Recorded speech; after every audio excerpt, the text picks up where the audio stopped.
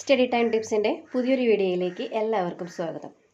ഇന്നത്തെ വീഡിയോയിലൂടെ നമ്മൾ നോക്കാൻ പോകുന്നത് 2021 ഫിസിക്സിൻ്റെ ക്വസ്റ്റ്യൻ പേപ്പറാണ്. English medium Malayalam medium question പേപ്പറാണ് നമ്മൾ നോക്കുന്നത്. അപ്പോൾ നമുക്ക് ഫസ്റ്റ് ക്വസ്റ്റ്യൻ നോക്കാം. Observe the relation in the first pair and complete the second pair. ഒന്നാം പദജോടി ബന്ധം കണ്ടെത്തി രണ്ടാം പദജോടി പൂർത്തിയാക്കുക. ഇലക്ട്രിക് ചാർജിൻ്റെ യൂണിറ്റ് ആണ് കുളോം. വൈദ്യുത ചാർജിൻ്റെ യൂണിറ്റ് കുളോമും കപ്പാസിറ്റൻസിൻ്റെ യൂണിറ്റ് എന്ന് പറയുന്നത് ഫാരഡും ആണ്. രണ്ടാമത്തെ question, how many second make 1 solar day? ഒരു സോളാർ ദിനം എത്ര സെക്കൻഡ് ആണ്? ഓപ്ഷൻ തന്നിരിക്കുന്നത് 24 സെക്കൻഡ്, 60 സെക്കൻഡ്, 86,400 സെക്കൻഡ്. ഇതിൽ ആൻസർ വരുന്നത് 86,400 സെക്കൻഡാണ് ഒരു സോളാർ ദിനം എന്ന് പറയുന്നത്. മൂന്നാമത്തെ question, designing the shape of an object in order to reduce friction is.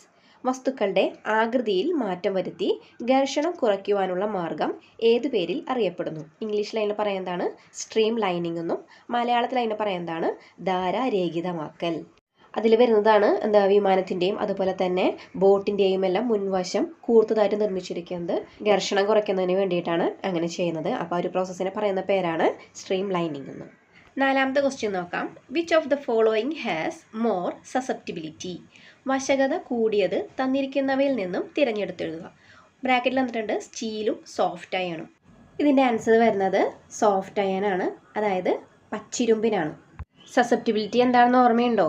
അതായത് ഒരു മാഗ്നറ്റിക് ഫീൽഡിൻ്റെ പ്രസൻസിൽ ഒരു മാഗ്നറ്റിക് സബ്സ്റ്റൻസിന് മാഗ്നറ്റായി മാറാനുള്ള കഴിവിനെ പറയുന്നതാണ് സസെപ്റ്റിബിലിറ്റി എന്ന് പറയുന്നത്. അപ്പോൾ നമുക്ക് മലയാളം മീഡിയത്തിലേക്ക് വരുമ്പോൾ പറയാം, ഒരു കാന്തിക മണ്ഡലത്തിൻ്റെ സ്വാധീനം കാരണം ഒരു കാന്തിക വസ്തു കാന്തമായി മാറാനുള്ള ഒരു കഴിവിനെ പറയുന്നതാണ് വശകത എന്ന് പറയുന്നത്. അപ്പോൾ അത് ഏറ്റവും കൂടുതലുള്ളത് പച്ചിരുമ്പിന്, അതായത് സോഫ്റ്റ് അയൺ ആണ് ഇത് ഏറ്റവും കൂടുതലുള്ളത്. അഞ്ചാമത്തെ ക്വസ്റ്റ്യൻ നോക്കാം. The following figures ഡെപിക്റ്റ് 2 electromagnets made from 2 iron nails of same size. Which is the strongest electromagnet? ഒരേ വലിപ്പമുള്ള 2 ഇരുമ്പാണികളെ വൈദ്യുത കാന്തമാക്കി മാറ്റിയത് ചുവടെ ചിത്രീകരിച്ചിരിക്കുന്നു. ഇവയിൽ ശക്തി കൂടിയ വൈദ്യുത കാന്തം ഏത്?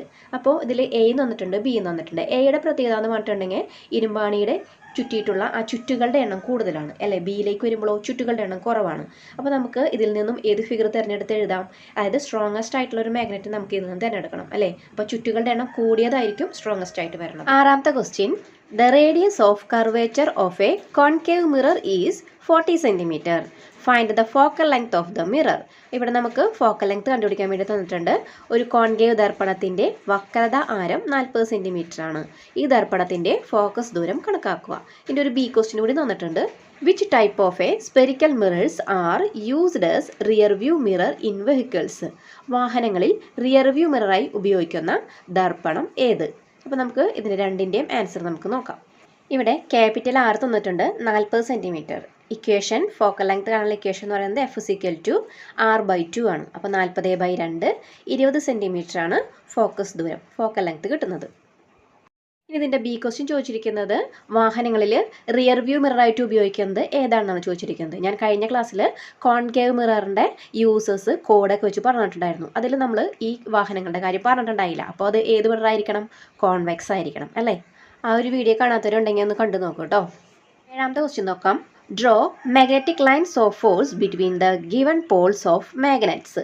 അതായത് ചുവടെ കൊടുത്തിരിക്കുന്ന കാന്തിക ധ്രുവങ്ങൾക്കിടയിലുള്ള കാന്തിക ബലരേഖകൾ ചിത്രീകരിക്കുക. ഇതിൻ്റെ ബി ക്വസ്റ്റ്യൻ നോക്കാം.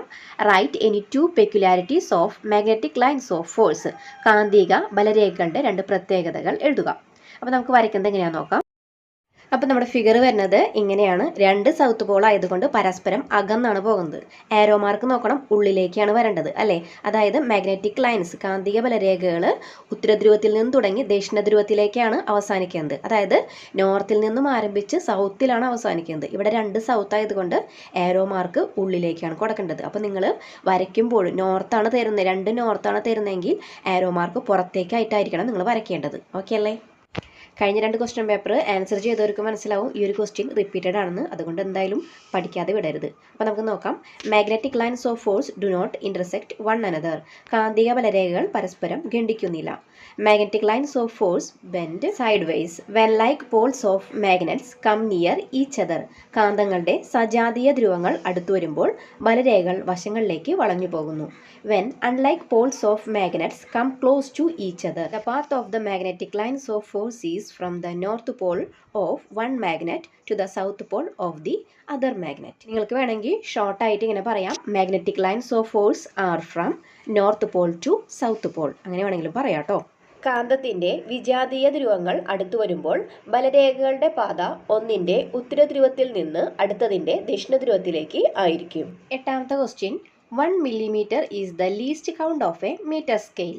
ഒരു മീറ്റർ സ്കെയിലിലെ ലീസ്റ്റ് കൗണ്ട് 1 മില്ലിമീറ്റർ ആണ്. What do you mean by least count? Least count എന്താണ് അർത്ഥമാക്കുന്നത്? The smallest length that can be accurately measured using a metre scale is its least count. ഒരു metre scale ഉപയോഗിച്ച് കൃത്യമായി അളക്കാവുന്ന ഏറ്റവും കുറഞ്ഞ നീളമാണ് ലീസ്റ്റ് കൗണ്ട്. ഇനി ഇതിൻ്റെ എക്സ്പ്ലനേഷൻ വേണ്ടല്ലോ. ബി ക്വസ്റ്റ്യൻ നോക്കാം. Arrange the following units in ascending order of there values. തന്നിരിക്കുന്ന അളവുകളെ അവയുടെ മൂല്യത്തിൻ്റെ അടിസ്ഥാനത്തിൽ ആരോഹണ ക്രമത്തിൽ എഴുതുക. ബ്രാക്കറ്റിൽ തന്നിരിക്കുന്നത് മൈക്രോമീറ്റർ, കിലോമീറ്റർ, നാനോമീറ്റർ, സെൻറ്റിമീറ്റർ. അപ്പോൾ ഇതിൽ ഏറ്റവും ആദ്യം വരുന്നത് ഏതായിരിക്കും? അതായത് ആരോഹണ ക്രമം എന്ന് ഉദ്ദേശിക്കുന്നത് എന്താ? ചെറുത് മുതൽ വലുത് വരെ അല്ലേ? ആരോഹണം ചെറുതിൽ നിന്നും വലുതിലേക്ക്, അതായത് അസെൻഡിങ് ഓർഡർ എന്ന് പറയുന്നത് ചെറുതിൽ നിന്നും വലുതിലേക്ക്. അവരോഹണം എന്ന് പറയുമ്പോൾ വാ എന്ന് പറയുന്ന ഒരു അക്ഷരം അവിടെ വരുന്നതുകൊണ്ട് വലുതിൽ നിന്നും ചെറുതിലേക്ക്. ഇവിടെ നമുക്ക് വേണ്ടത് ചെറുതിൽ നിന്നും വലുതിലേക്കാണ് കേട്ടോ. ഇവിടെ ബ്രാക്കറ്റിൽ തന്നിരിക്കുന്ന അളവുകളുടെ വാല്യൂസ് നമുക്കൊന്ന് നോക്കാം. മൈക്രോമീറ്റർ എന്ന് പറയുന്നത് 10⁻⁻6 മീറ്റർ ആണ്. കിലോമീറ്റർ എന്ന് പറഞ്ഞാൽ 10 ക്യൂബ് മീറ്റർ ആണ്. നാനോമീറ്റർ എന്ന് പറഞ്ഞാൽ 10⁻⁹ മീറ്ററും സെൻറ്റിമീറ്റർ എന്ന് പറഞ്ഞാൽ 10⁻² മീറ്ററുമാണ്. അപ്പോൾ ഇതിൽ ഏറ്റവും ചെറുത് വരുന്നത് ഏതായിരിക്കും? 10⁻⁻9 ആണ് വരുന്നത് അല്ലേ? രണ്ടാമത് വരുന്നത് 10⁻⁻6 ആയിട്ടുള്ള മൈക്രോമീറ്ററും, അടുത്തത് വരുന്നത് സെൻറ്റിമീറ്റർ ആണ് അല്ലേ? 10⁻². അത് കഴിഞ്ഞിട്ട് വരുന്നത് കിലോമീറ്ററും. ഒമ്പതാമത്തെ ക്വസ്റ്റ്യൻ നോക്കാം. Observe the figure, identify the device. ഈ ഡിവൈസ് ഏതാണെന്ന് ഐഡൻറ്റിഫൈ ചെയ്യാൻ. ഏതാ ഈ ഡിവൈസ് എന്ന് പറയുന്നത്? ഇലക്ട്രോസ്കോപ്പ് ആണല്ലേ. ബി ക്വസ്റ്റ്യൻ നോക്കാം. When you touch the metallic sphere of this device with a charged object, what do you observe? Charge ചെയ്യപ്പെട്ട ഒരു വസ്തു ഈ ഉപകരണത്തിലെ ലോഹഗോളത്തിൽ സ്പർശിച്ചാൽ എന്ത് നിരീക്ഷിക്കുന്നു? ഇതിൻ്റെ ആൻസർ വരുന്നത് സ്വർണ്ണദളങ്ങൾ വികർഷിക്കുന്നു. ഇതിൻ്റെ പാർട്സ് നമുക്കൊന്ന് നോക്കാം. ഏറ്റവും മുകളിലുള്ള ഭാഗമാണ് മെറ്റൽ സ്പിയർ എന്ന് പറയുന്നത്. പിന്നെ ഒരു ഗ്ലാസിൻ്റെ ജാറ്, അതുപോലെ തന്നെ മെറ്റാലിക് കണ്ടക്ടറുണ്ട്, അതുപോലെ തന്നെ ഗോൾഡ് ലീവ്സും ഉണ്ട്. അപ്പോൾ ആ മെറ്റൽ സ്പിയറിലാണ് ഒരു ചാർജ് ചെയ്യപ്പെട്ട റോഡ് ടച്ച് ചെയ്യുന്നത്. അങ്ങനെ ടച്ച് ചെയ്യുന്ന സമയത്ത് എന്തായിരിക്കും സംഭവിക്കുക? ആ ഗോൾഡൻ ലീവ്സ് റിപ്പൽ ചെയ്യാണ് ചെയ്യുന്നത്. പത്താമത്തെ question, classify the following as acceleration and retardation. ചുവടെ കൊടുത്ത സന്ദർഭങ്ങളെ ത്വരണം, മന്ദീകരണം എന്നിങ്ങനെ തരംതിരിക്കും. എ നോക്കാം. A ball rolling on A level ground. നിരപ്പായ തറയിൽ ഉരുളുന്ന പന്ത്. ഇതേതായിരിക്കും വരിക? റിട്ടാർഡേഷനാണ് വരുന്നത്. മന്ദീകരണം വരാനുള്ള കാരണം എന്താ? ബോൾ ആദ്യം നല്ല സ്പീഡിലായിരിക്കും ഉരുളുന്നത് അല്ലേ? അത് കഴിഞ്ഞതിന് ശേഷം സ്പീഡ് കുറയും. അപ്പോൾ കുറഞ്ഞാണ് വരുന്നത്. അടുത്ത് ബി നോക്കാം. A train starting from A station. സ്റ്റേഷനിൽ നിന്നും യാത്ര ആരംഭിക്കുന്ന ട്രെയിൻ. ഇവിടെ വരുന്നത് ആക്സിലറേഷനാണ്. അതായത് ട്രെയിൻ സ്ലോ ആയിട്ടാണ് മൂവ് ചെയ്യണത്, പിന്നെ സ്പീഡ് കൂടും അല്ലേ? അപ്പോൾ അവിടെ ആക്സിലറേഷൻ വരും, ത്വരണം. സി നോക്കാം. Motion of a stone thrown up when it goes up. മുകളിലേക്ക് എറിയപ്പെട്ട കല്ല് മുകളിലേക്ക് പോകുന്ന അവസരത്തിൽ അവിടെ എന്തായിരിക്കും സംഭവിക്കുക? റിട്ടാർഡേഷനാണ്. അതായത് മുകളിലേക്ക് പോകുന്നതിനനുസരിച്ച് ഭൂമി താഴേക്ക് പിടിച്ച് വലിക്കുമ്പോൾ സ്പീഡ് കുറയും. അടുത്തത് നോക്കാം. A coconut falling from a coconut tree. തെങ്ങിൽ നിന്നും താഴേക്ക് വീഴുന്ന തേങ്ങ. ഇവിടെ വരുന്നതോ ആക്സിലറേഷനാണ്. 11ാമത്തെ ക്വസ്റ്റ്യൻ നോക്കാം. The weight of the air column over unit area of earth surface is atmospheric pressure. ഭൂമിയുടെ ഉപരിതലത്തിൽ യൂണിറ്റ് പരപ്പളവിൽ അനുഭവപ്പെടുന്ന വായുരൂപത്തിൻ്റെ ഭാരമാണ് അന്തരീക്ഷമർദ്ദം. What is standard atmospheric pressure? പ്രമാണ അന്തരീക്ഷമർദ്ദം എന്നാലെന്ത്? The weight of an air column above unit area on the surface of the earth at see level is considered as 1 atmospheric pressure. This is called standard atmospheric pressure.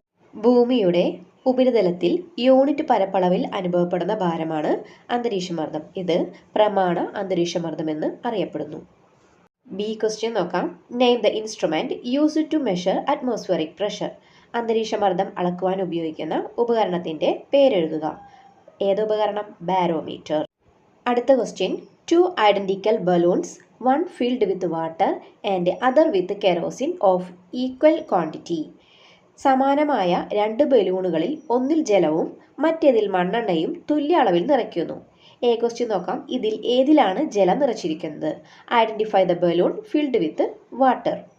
ചിത്രത്തിൽ 2 ബലൂണുകൾ തന്നിട്ടുണ്ട് അല്ലേ? ഒന്ന് എയും B എന്നും പറഞ്ഞ് കൊടുത്തിട്ടുണ്ട്. അതിൽ എ എന്ന് പറയുന്ന ബലൂൺ കുറച്ചേ വീർത്തിട്ടുള്ളൂ, ബി നന്നായി വീർത്തിട്ടുണ്ട്. അപ്പോൾ ഇതിൻ്റെ ആൻസർ വരുന്നത് ബി ആയിരിക്കും അല്ലേ? കാരണം ജലത്തിൻ്റെ ഡെൻസിറ്റി, സാന്ദ്രത വളരെ കൂടുതലായതുകൊണ്ട് ചിത്രം ബിയിലെ ബലൂണിന് കുറച്ച് വലിപ്പം കൂടുതൽ തോന്നിക്കുന്നത്.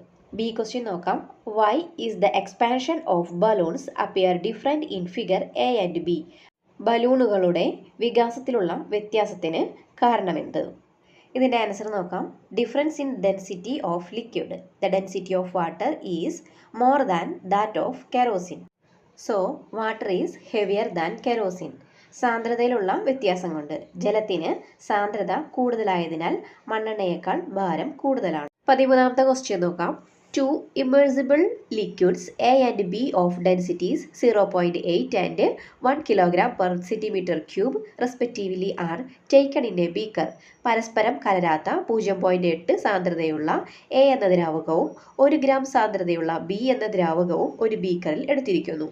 Which liquid comes on the upper layer? ബീക്കറിലെ ദ്രാവകങ്ങളിൽ മുകളിൽ കാണപ്പെടുന്നത് ഏത്? Give reason. കാരണം വിശദീകരിക്കുക.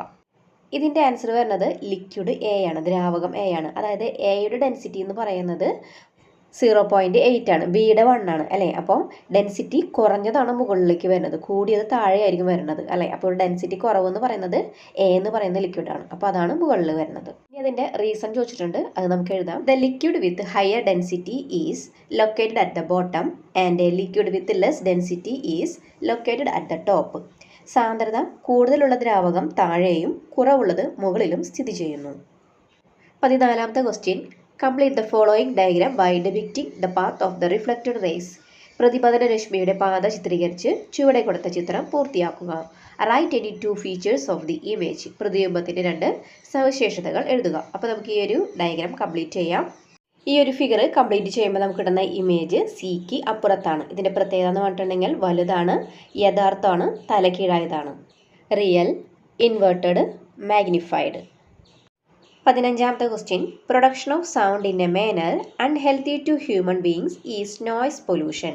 മനുഷ്യന് അസുഖകരമായ രീതിയിൽ ശബ്ദം ഉണ്ടാക്കുന്നതാണ് ശബ്ദമലിനീകരണം. Write any 2 harmful effects of noise pollution.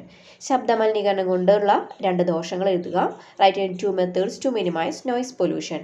ശബ്ദമലിനീകരണം കുറയ്ക്കാനുള്ള 2 മാർഗ്ഗങ്ങൾ എഴുതുക. അപ്പോൾ 2 ദോഷങ്ങളും 2 മാർഗ്ഗങ്ങളും കുറയ്ക്കാനുള്ളതും എഴുതാനാണ് പറയുന്നത്. It effect physical and mental health. It increase BP, increase heart beat. ശാരീരികവും മാനസികവുമായ ആരോഗ്യത്തെ ബാധിക്കുന്നു. രക്തസമ്മർദ്ദം കൂട്ടുന്നു.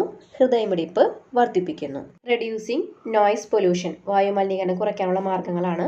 Use of air horns in vehicles is prohibited by law. Box type loud speakers must be used in place of horn type loud speaker. വാഹനങ്ങളിലെ air horn ഉപയോഗം നിരോധിക്കുക. Horn type loud സ്പീക്കറുകൾ ഉപയോഗിക്കുക.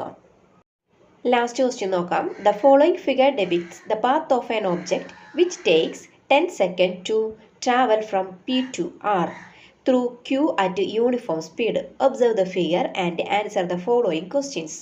ഒരു വസ്തു Pയിൽ നിന്ന് Rലേക്ക് Qയിലൂടെ സമവേഗത്തിൽ സഞ്ചരിക്കുന്നു. സഞ്ചരിക്കാനെടുത്ത സമയം 10 സെക്കൻഡ് ആണ്. സഞ്ചാരപാതയുടെ ചിത്രം നിരീക്ഷിച്ച് ചുവടെ തന്നിരിക്കുന്ന ചോദ്യങ്ങൾക്ക് ഉത്തരം എഴുതുക. What is the speed of the object? വസ്തുവിൻ്റെ വേഗം എത്രയായിരിക്കും? ഇവിടെ ക്വസ്റ്റ്യൻ പറഞ്ഞിരിക്കുന്നത് ഒരു വസ്തു Pയിൽ നിന്നും Rലേക്ക് സഞ്ചരിക്കുകയാണ്, അത് Q വഴിയാണ് സഞ്ചരിക്കുന്നത്. അപ്പോൾ അതിനെടുത്ത സമയം എന്ന് പറയുന്നത് 10 സെക്കൻഡ് ആണ്. അങ്ങനെയാണെന്നുണ്ടെങ്കിൽ അതിൻ്റെ സ്പീഡ്, വേഗം കണ്ടുപിടിക്കാനാണ് പറഞ്ഞിരിക്കുന്നത്. ബി ക്വസ്റ്റ്യൻ കൂടി നോക്കാം. Among velocity and speed which one is a vector quantity? Why? പ്രവേഗം, വേഗം എന്നിവയിൽ സദിശ അളവ് ഏതാണ്? എന്തുകൊണ്ട്? അപ്പോൾ അപ്പോൾ നമുക്ക് ഇതിൻ്റെ ആൻസർ ഒന്ന് ചെയ്യാം. സ്പീഡ് കാണാനുള്ള ഇക്വേഷൻ എന്ന് പറയുന്നത് ഡിസ്റ്റൻസ് ബൈ ടൈം ആണ്. ഇവിടെ ഡിസ്റ്റൻസ് നമ്മൾ എടുത്തിരിക്കുന്നത് ക്യൂ വഴി ആയതുകൊണ്ട് 320 ആണ് എടുത്തിരിക്കുന്നത്, 320 മീറ്റർ. ടൈം തന്നിട്ടുള്ളത് 10 സെക്കൻഡ്. അപ്പോൾ നമുക്ക് ഇക്വേഷനിലേക്ക് സബ്സ്റ്റിറ്റ്യൂട്ട് ചെയ്യുമ്പോൾ 320/10, മുകളിലത്തെ 0യും താഴത്തെ 0യും ക്യാൻസൽ ചെയ്യുമ്പോൾ 32 മീറ്റർ പെർ സെക്കൻഡ് ആണ് സ്പീഡ് കിട്ടുന്നത്. ഇത് നമ്മളടുത്ത് ചോദിച്ചിട്ടുണ്ട് തന്നിരിക്കുന്നതിൽ വെക്റ്റർ ക്വാണ്ടിറ്റി ഏതാണെന്ന്. അതിൽ വെലോസിറ്റിയാണ് വെക്റ്റർ ക്വാണ്ടിറ്റി ആയി വരുന്നത്. It has both magnitude and direction. ഇതിന് മാഗ്നിറ്റ്യൂഡും ഡയറക്ഷനും ഉള്ളത് കൊണ്ടാണ് വെലോസിറ്റി വെക്റ്റർ ക്വാണ്ടിറ്റി ആയിട്ട് എടുക്കുന്നത്. വേഗം കാണാനുള്ള സമവാക്യമാണ് ദൂരം ബൈ സമയം. ഇവിടെ ദൂരം എന്ന് പറയുന്നത് 320 മീറ്റർ ആണ്. ക്യൂ വഴി എടുക്കുന്നത് കൊണ്ട് 320 എടുക്കുന്നു. സമയം എന്ന് പറയുന്നത് 10 സെക്കൻഡ്. അപ്പോൾ നമ്മുടെ ഇക്വേഷനിലേക്ക് അത് കൊടുക്കുമ്പോൾ 320/10, മുകളിലെ 0യും താഴത്തെ 0യും ക്യാൻസൽ ചെയ്യുമ്പോൾ 32 മീറ്റർ പെർ സെക്കൻഡ് ആണ് വേഗം വരുന്നത്. പ്രവേഗം, വേഗം എന്നിവയിൽ സദിശ അളവ് ഏതാണെന്ന് ചോദിച്ചിട്ടുണ്ട്. അപ്പോൾ ഇതിൽ സദിശ അളവായിട്ട് എടുക്കുന്നത് നമ്മൾ പ്രവേഗമാണ്. അതിന് കാരണം പറയുന്നത് എന്താ? അതിന് പരിമാണവും ദിശയും ഉള്ളത് കൊണ്ട്. ഈ ഒരു ക്വസ്റ്റിനോട് കൂടി ഈ ഒരു ക്വസ്റ്റ്യൻ പേപ്പർ ഇവിടെ അവസാനിച്ചു. നിങ്ങൾക്ക് വീഡിയോ ഉപകാരപ്പെട്ടെങ്കിൽ ഫ്രണ്ട്സിന് ഷെയർ ചെയ്യാനും ലൈക്ക് ചെയ്യാനും മറക്കരുത്. കൂടുതൽ വീഡിയോസിന് ചാനൽ സബ്സ്ക്രൈബ് ചെയ്യാം.